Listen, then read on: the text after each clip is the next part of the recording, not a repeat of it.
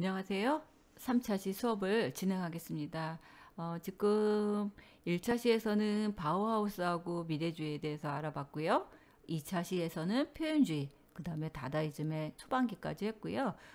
이어서 3차시에서는 이 다다이즘의 여러 가지 그 작품들이나 아니면 이런 작가를 중심으로 해서 더 깊이 있게 조사를 진행을 하려고 합니다. 예, 그러면 수업을 시작하겠습니다. 저는 들어갈게요.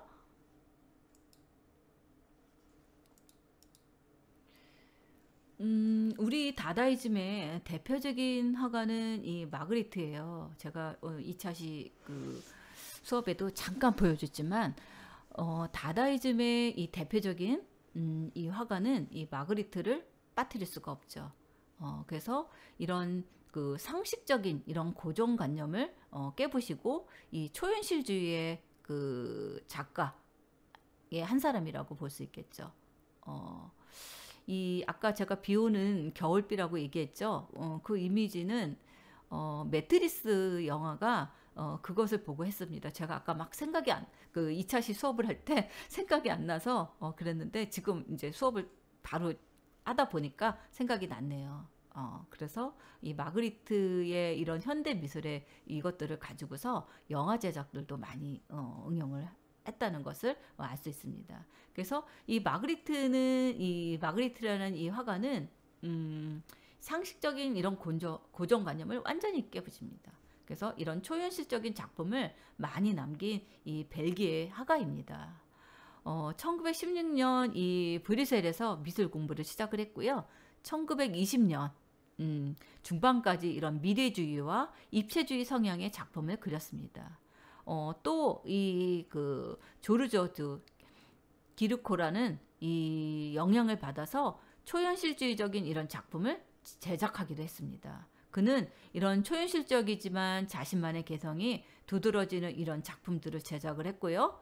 또 그 우리의 주변에 있는 대상들을 매우 사실적이고 사실적으로 묘사하기도 하고 그것과는 전혀 다른 요소들을 작품 안에 배치해서 더 페이스만 같은 이런 기법들을 사용하기도 했습니다.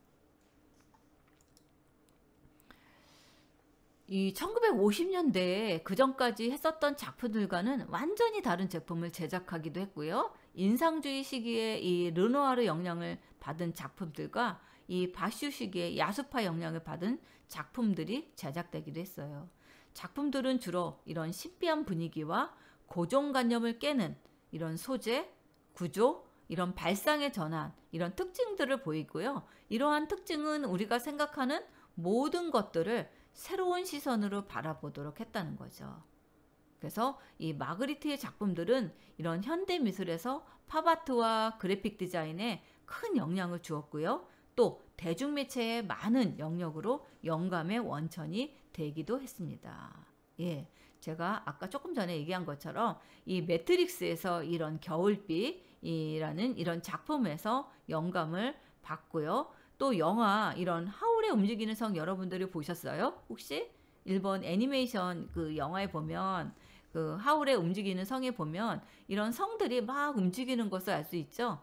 이런 것들도 이 피레네의 성, 올마위의 성 이런 것들의 모티브를 얻어서 영화를 만들기도 했다고 합니다. 그만큼 이런 그 뭐라 그럴까요? 이 다다이즘의 기법이라고 해야 되는까요? 그런 고정관념을 깬 이런 그 작품들이 나옴으로써 이런 대중매체 이런 것들의 활용이 되기도 했고 이런 것들의 영향을 받아서 이런 팝아트나 그래픽 디자인에 아주 큰 변화를 일으키는 것을 알 수 있습니다.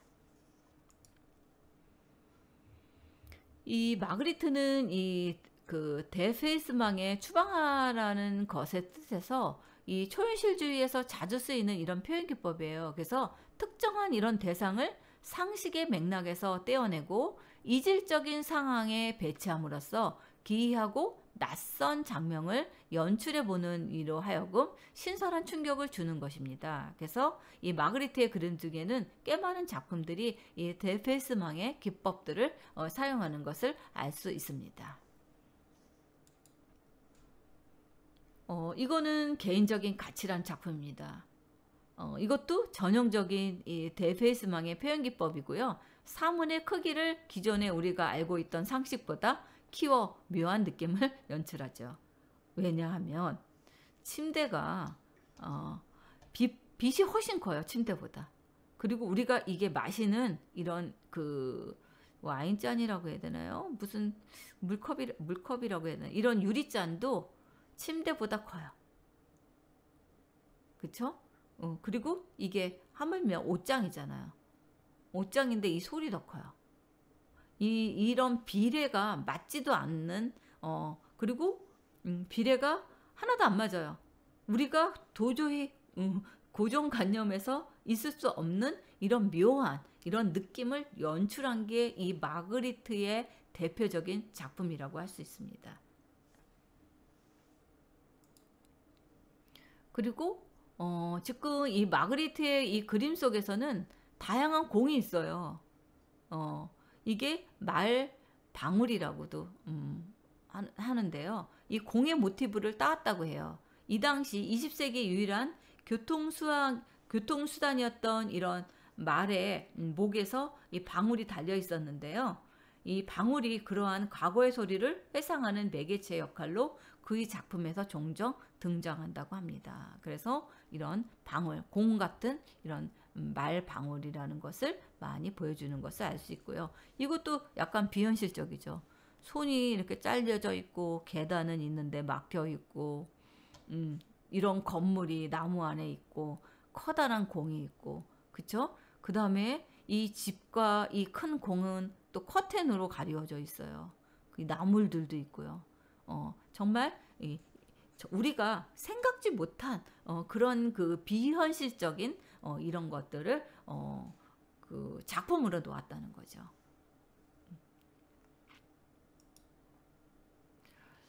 이거는 그 마그리트의 데칼코마니의 작품입니다.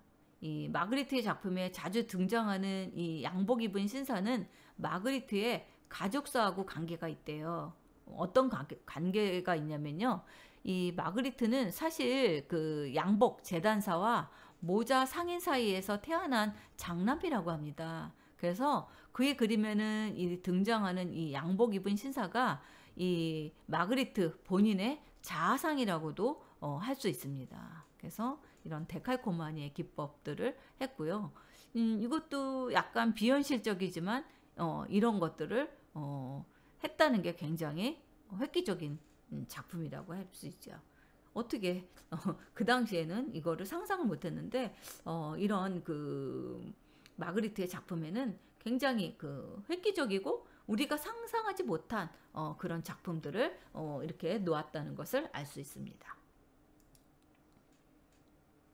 또 그 마그리트는 즐겨 사용한 그 표현 기법의 이 대페이스망으로 해석이 안 되는 그림이 있어요. 이거는 이미지의 배반. 이것은 파이프가 아니다. 이런 작품을 했습니다. 그림을 보면 백과사전에나 나올 법한 이런 딱딱한 기법으로 파이프가 하나 그려져 있고요. 바로 밑에는 이것은 파이프가 아니다 라는 문구로 이 필기체로 쓰여 있습니다. 이 그림을 통해서 이 마그리트는 미술가가 이런 대상을 매우 사실적으로 묘사한다 하더라도 이것은 대상의 재현일 뿐 그 자체일 수는 없다는 결론을 내립니다. 그래서 마그리트는 이 사물이 이름을 가진다고 해서 우리가 그보다 더 적합한 이름을 찾을 수 없는 것은 아니라는 선언이죠. 그래서 이 마그리트가 얘기하는 것은 일종의 이런 이미지의 배반이라고 해서 사실은 이게 파이프잖아요. 근데 타이틀은 이것은 파이프가 아니다. 이렇게 작품을 만들 수 있다는 얘기예요. 사물이 이렇게 이름을 가진다고 해서 우리가 그게 이름이 찾는 것이 아니라는 것을 얘기하는 거죠. 이게 파이프가 아니라는 이런 작품이 만들어질 수 있다는 얘기죠. 이 콜라주라는 이 낱말은 이 다다이즘과 초현실주의 화가들의 작품, 특히 이런 막스 에른스트의 작품을 가리킬 때 처음 사용했다고 합니다. 그래서 에른스트의 이 콜라주는 오래된 이 판화와 인쇄물을 교묘하게 잘라서 붙여보는 이런 사람을 불안하게 만드는 이런 비합리적인 이미지를 만든 것이라고 해요. 그래서 이 크루트 슈비터스의 이 콜라주는 끈이나 조각, 나무 토막, 철사, 목, 종이 이런 것들을 활용해서 했고요. 이 앙리마티스가 말년에 만든 이 파피의 더크페라는 이런 작품들은 풍부한 이런 상상력을 보여주는 작품으로 이 콜라주 기법의 변형을 채택했다고 합니다. 그리고 미국의 이 조지프 코넬은 친밀감을 주면서도 신비로운 우리 유리 진열장의 콜라주 기법을 확대해서 적용하기도 했고요. 1960년대 이 콜라주는 이 팝아트의 주요 형태로 절정을 이루었다고 합니다. 그래서 로버트 라우셴베그는 이 신문과 잡지 사진을 이 실크 스크린 인사물과 결합해서 미국 역사와 대중문화를 혼합한 이미지를 창조해냈다고도 할 수 있겠습니다. 그래서 이 콜라주라는 이런 기법, 이런 것들이 이제 이 다다이즘의 이것 초현실주의의 이런 다다이즘에 이제 나오기 시작을 했다고 볼 수 있겠죠.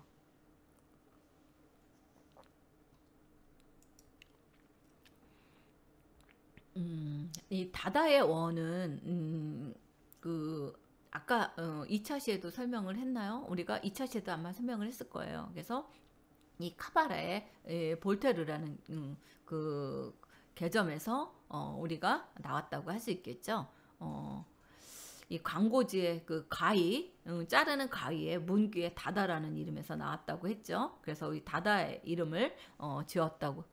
이 그 술집 같은 데서 나온 거죠. 한마디면. 그리고 이 과거의 모든 예술 형식과 가치를 부정하고 비합리성, 반도덕, 비신미적인 이런 것들을 참배했다고. 그래서 고정관념을 완전히 깨는 그런 방식의 기법이라고 해야 되나요? 그래서 이 차라라는 이 시인은 새로운 예술가는 항의한다. 새로운 예술가는 이미 설명적인 상징적인 복제를 그리는 것이 아니다.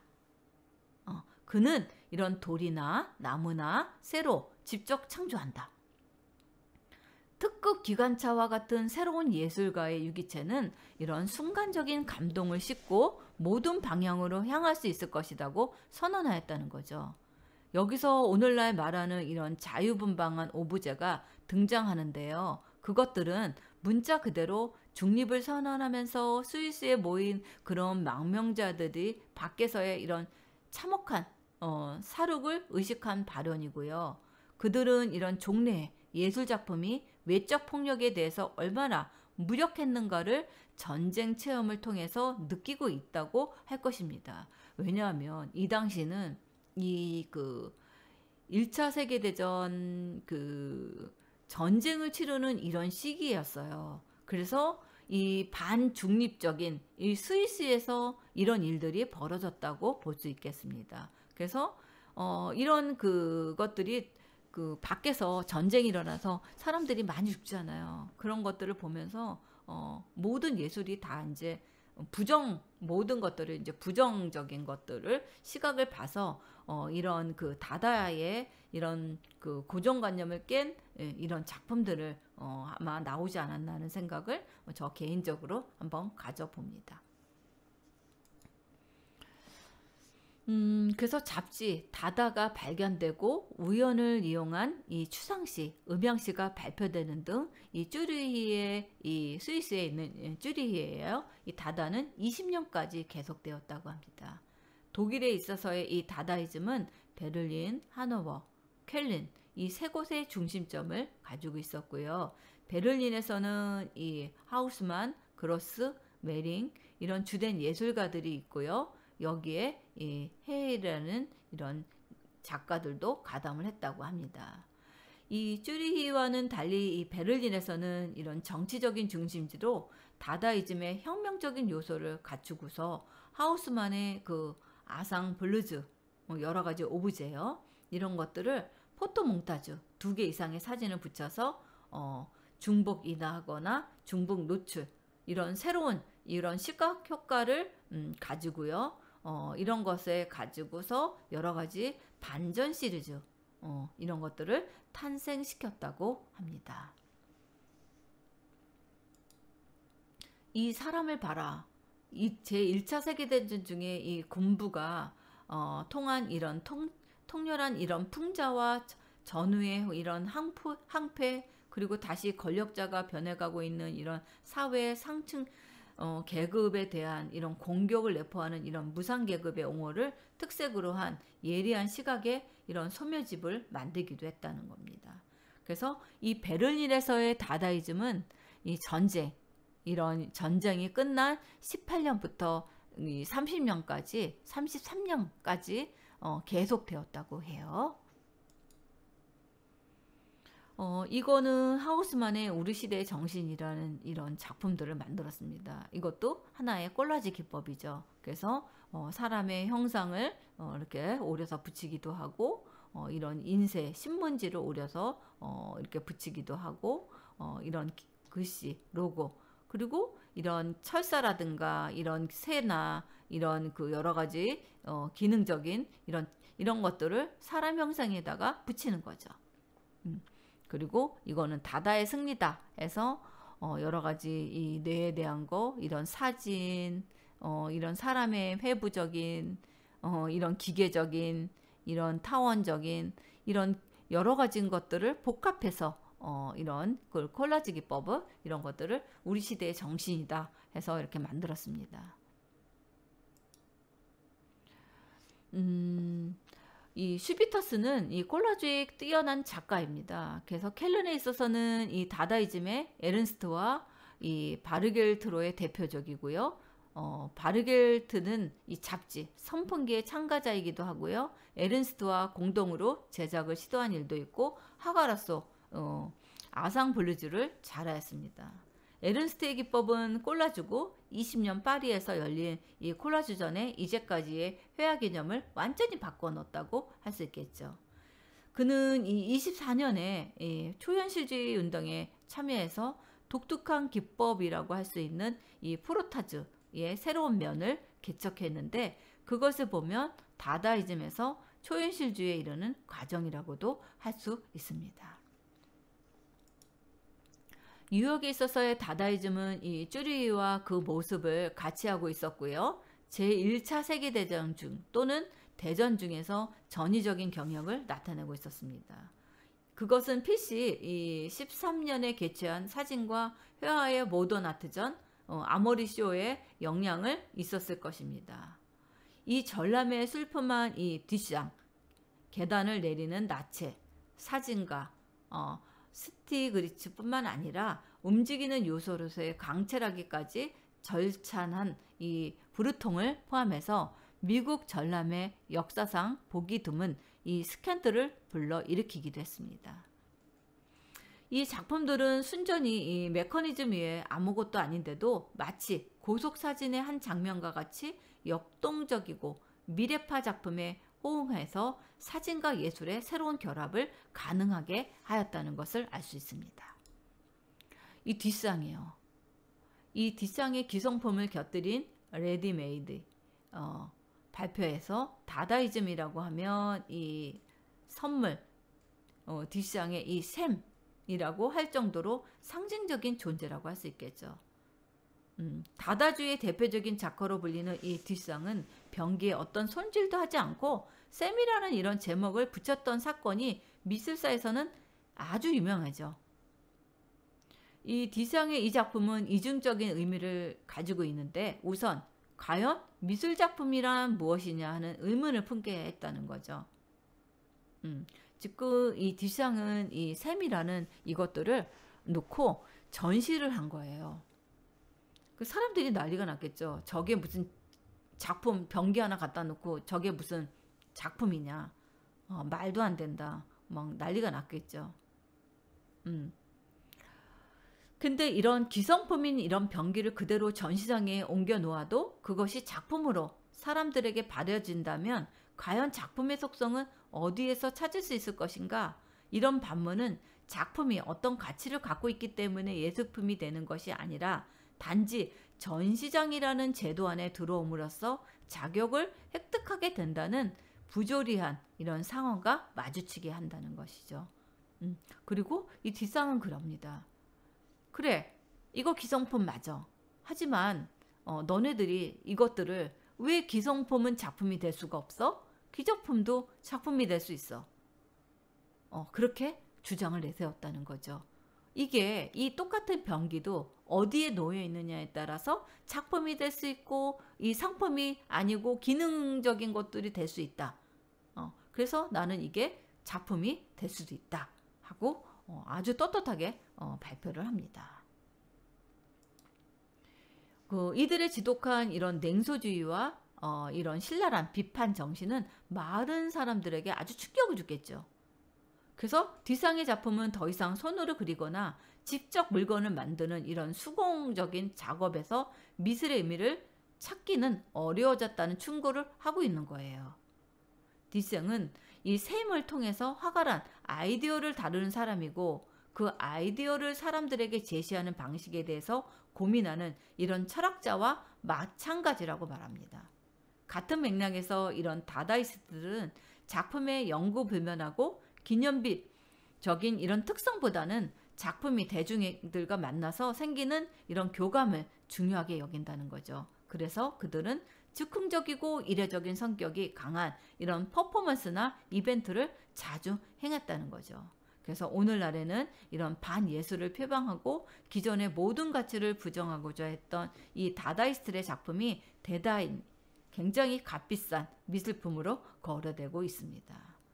왜냐하면 이렇게 이 뒷상은 이런 기존 기성품을 놓고 이런 것들이 그 작품을 잘 그리는 게 중요한 것이 아니다. 이 아이디어를 가지고서 이거 기성품을 넣고 내가 세밀하고 전시를 한 게 최초다. 니네들은 이런 거를 시도해보기나 했느냐. 그 얘기입니다. 그래서 나는 이게 최초다. 그렇기 때문에 이게 작품이라고 할 수도 있다. 그래서 그림을 잘 그리고 예쁘게 하는 것만이 아니다. 아이디어. 이거를 재창조하고 이런 것들이 앞으로는 예술이 중요하다는 것을 일깨워주고 있는 거죠. 그래서 이런 뒷생의 이런 셈이라는 것들이 해서 굉장히 그 사람들의 그 젊은 그 예술가들은 이 뒷생의 이것들을 보고 아 저럴 수도 있겠구나 하는 것을 굉장히 한호했다고 합니다. 이런 모나리자도 이 뒷상은 이렇게 다르게 표현을 했습니다. 어떻게 다르게 표현을 했냐면 우리 그 뒤에 배경이 없잖아요. 이 사람은 이 모나리자를 넣고 이 남성의 이런 수염을 넣고 뒤에 이런 경치의 배경을 넣었다는 거죠. 이렇게 변환을 하기도 했습니다. 다음은 이 리텐슈타인이죠. 다다이즘의 이런 제2차 세계대전 후에 네오다다라는 명칭을 부활하게 됐죠. 이 사람은 이 기계 문명, 인간 소외 이외에서 이 네오다다이즘의 대표 작가로 이런 리텐슈타인, 팅게리, 올덴버그, 그 다음에 로젠버그 이런 실험 영화에 유명한 리터들도 들 수 있습니다. 다다이즘은 이런 그래픽 디자이너들에게 두 가지 중요한 분야에 영향을 미쳤습니다. 그 하나는 직선에 국한되었던 이런 타이포그라피 미술을 자유롭게 할 것이고 또 하나는 시각적인 경험을 통해서 활자체에 대한 입체파 미술의 생각을 다시 강화시킨 거죠. 그래서 구성주의 미술자들과 이런 초기 바우하우스 미술의 디자이너들이 모두 이 다다이즘의 원리와 자유에 익숙해져 있었고 이런 다다이즘의 대스틸 미술뿐만 아니라 모든 디자인 운동에서 이런 다다이즘이 창조해냈던 혼란으로부터 뚜렷한 이런 목적과 질서의식을 되찾는 데 고무해 주었다는 것을 알 수 있습니다. 다다이즘은 이런 1차 세계대전 이후에 유럽에 퍼지는데 짧은 시간이 걸렸고요. 미국에 번지게 된 것은 이런 다다이즘의 대표적인 예술 후고발에 의해서였고요. 이 후고발은 미국 뉴욕에서 미국 국적의 프랑스 예술가 뒷상과 만나서 다다이즘의 전파를 주도했습니다. 그래서 마르셀 디쌍의 작품 셈은 현재도 이런 다다이즘을 대표하는 가장 중요한 작품으로 남아있겠죠. 이 시기 유럽에서는 이런 다다이즘의 중심지가 프랑스 파리에서 이동하였습니다. 그래서 이 유럽의 다다이즘 역사 자체는 짧게 끝납니다. 다다이즘 자체는 파괴를 목적으로 했고요. 다다이즘은 이런 예술 사조를 부정하고 예술을 현실로 끌어올립니다. 그 중간 과정의 예술이라는 테두리는 사라지고 현실에 녹아들고요. 예술의 개념이 사라지고 다다이즘의 예술을 부정하는 꼴이 되죠. 그래서 다다이즘은 예술 사조의 부정해야 함을 의미하고 다다이즘은 그 모습을 해결하지 못하고 역사로 사라집니다. 그래서 초현실주의의 다다이즘의 파리 분파에서 파생되어 나온 것이 나중에는 엠포르멜, 네오다다, 블랙서스 이런 것까지 나중에 영향을 미친다는 거죠. 그래서 이 현대 미술에 지대한 영향을 끼친 게 이 마르셀 디쌍, 이 다다이스트 중에 한 사람이라고 할 수 있습니다. 그래서 다다는 이런 조형 예술뿐만이 아니라 문학, 그 음악 영역까지도 주었고요. 하나의 그런 세계관의 인식을 주었습니다. 그리고 이런 창작의 비상식적인 연설문, 퍼포먼스, 추상 이런 거에도 굉장히 실험적인 도전을 했다고 볼 수 있습니다. 그래서 모든 예술 형식과 가치를 부정하고 아름답지 않은 것에서 미를 찾는 것, 비합리성, 반도덕적인, 반체계적인 이런 형태를 띄었다는 것을 알 수 있습니다. 다다 운동의 성격은 엘리트적이고 보수적인 영화의 1차 세계대전에서 비극으로 만들었다는 이 분노와 강한 비판적인 의식에서 도출되었고요. 또 이 다다이스트들은 이런 기성세대 사회적인 촉박에서 해방되고 개인의 어처적인 욕구에 충실하려고 노력했어요. 그래서 이런 대립적인 개념들을 비판하고 불합리적인 장난스러운 그리고 대립적이고 허무한 것, 직관적이고 감성적인 것을 선호했다는 거죠. 다다이즘은 정확히 1916년 루마니아의 시트인 이 차라, 독일의 휴고, 발 이런 것들이 중심이 돼서 나타났다는 것을 알 수 있죠. 이게 후고 발의 이 퍼포먼스를 하면서 이렇게 진행이 됐습니다. 다다 운동은 굉장히 짧게 끝났고요. 이 운동을 영향이 받지 않은 사람들은 없었고요. 나중에 이 초현실주의 정신의 시조의 역할을 받았습니다. 다다이스트들은 이런 내용 형식의 절대적인 자유와 자발성을 얻기 위해서 이 생각과 표현 사이의 논리적인 관계를 단절하기를 요구했고 신랄한 이런 풍자와 회화를 무기로 삼았기도 했습니다.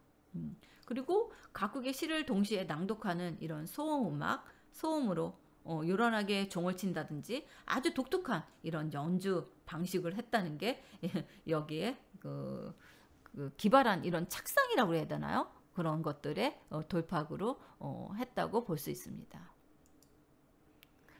하노버에서 중심 인물인 이 슈피터스, 슈피터스도 이 시와 조형에 다채로운 이런 활동을 했고요.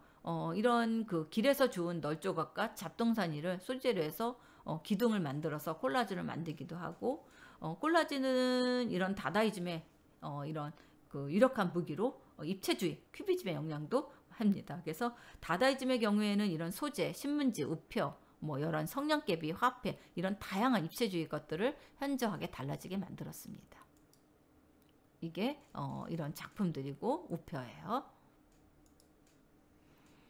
이런 그 슈피터스는 이런 콜라주를 이용해서 여러 가지 영향을 만들었고요. 추상주의 미술, 그 다음에 잡지, 뭐 이런 그 여러 가지 이런 작품들에 대한 것들을 많이 만들기도 했습니다.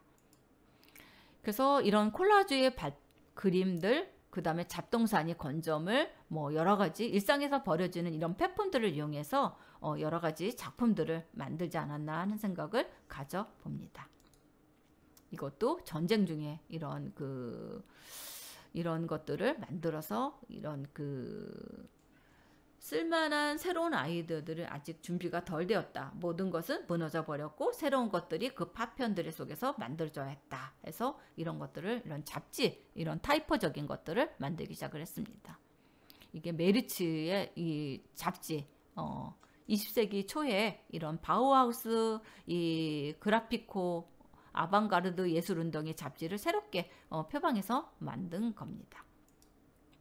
그래서 1920년대에서 30년대에는 이런 미래, 큐비즘, 러시아 구성주의, 바우하우스 이런 혁신 예술이 퍼져나가고 이 가운데에 이런 다다이즘들이 그 이후에 또 체계적인 편집, 레이아웃들이 계속 발전해서 나가는 것을 알 수 있습니다.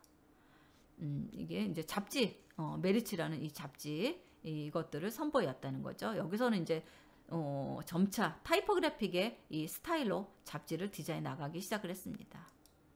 이것도 콜라주 형식으로 이런 신문지나 이런 타이포적인 나무, 밧줄 여러 가지 형태들 가지고서 이런 것들을 실제로 콜라주의 작품들을 시도를 했다고 볼 수 있습니다. 이것도 마찬가지죠.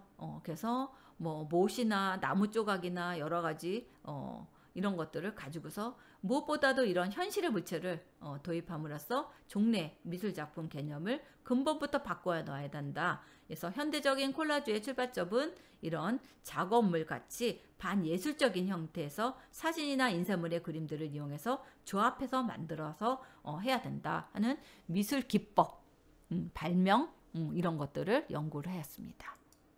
그리고 이런 콜라주도 마찬가지로 인쇄물, 벽지, 악보, 뭐 이런 구도, 채색, 입체성 뭐 이런 것들을 가지고서 했고요. 나중에는 이런 뭐 깡통, 뭐 여러 가지 잡지, 뭐 이런 것들이 점점 시도해서 만들어지는 작품들이 나옵니다. 그래서 다다운동, 초인시주의 이런 것들이 이런 작품들의 현실에서 나중에는 이 버려진 우표, 버스표, 뭐 머리카락 이런 것까지도 취합해서 이런 표현주의의 작품들이 나옵니다. 그래서 이런 선별되지 않은 재료를 작업에 사용해서 사물과 세상의 새로운 관계를 재창조하는 이런 것들을 그래서 슈비터스는 영국의 저명한 미술가자고 이 허버트 리더는 이 콜라주의 1인자로 했습니다. 그래서 재료 채집에 대한 땅만 보며 걷는 사람, 주머니에 온갖 잡동사니와 풀가위를 넣고 다니는 신사, 이렇게 이런 사람들을 별명까지 지어졌다고 합니다. 그리고 하노버의 쓰레기장이라는 명칭까지 해줬고요. 그래서 이 슈비터스는 보물창고이자 이런 그 쓰레기장이 그 작품의 현장이라고도 얘기를 해요. 그 사람은. 남들은 뭐 쓰레기를 주워서 작품을 한다고 그랬지만 이 사람은 그렇지 않았다는 거죠. 그래서 이 슈비터스의 작업은 크게 첫째는 대형 콜라주의 구성을 해서 이런 형태나 색이나 텍스처나 이런 것들을 가지고 했고요. 이 사이에 여러 가지 작품들의 오브제들이 탄생을 하는 것을 알 수 있습니다. 다른 하나는 이런 건축학적 구조물 이런 것들을 가지고서 했다는 거죠. 그래서 이런 나중에는 이런 여러 가지 나중에는 만들다가 임정을 했습니다. 작품을 제대로 만들지 못하고요. 예. 그래서 이런 그 입체주의 이런 것들을 메르츠, 바오 뭐 이런 환경 예술까지도 나중에는 이제 들어갑니다. 그래서 나중에는 환경 예술 뭐 이런 빗소리 뭐 이런 것까지도 콜라주의 환경 예술이라는 것이 나중에는 크게 발전해서 나가는 것을 알 수 있습니다. 이것도 나중에 이제 또 추가적으로 하고요. 이거는 앞에 했던 것들이 반복돼서 나가서 그냥 넘어가겠습니다. 예. 그래서 오늘 이렇게 해서 수업을 여기까지 진행을 하겠습니다. 여러분들 다다이즘에 대한 것들은 좀 이해를 많이 하셨는지 모르겠네요. 예, 오늘 수업은 여기까지 진행하겠습니다. 예, 수고하셨습니다. 여러분들 끝까지 경청을 해줘서 감사드립니다.